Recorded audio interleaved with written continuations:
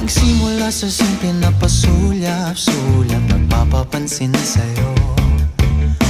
Umabot sa palitan ng mga mensahe, kilig na kilig ako. Kumusta, kain na, hello, magandang umaga. Ingat ka, pahinga, huwag kang masyadong magpupuyat pa. Naramdaman ng puso na dahan-dahan na kung nahuhulog sa'yo. Sa kada araw natin na pag-uusap, meron nang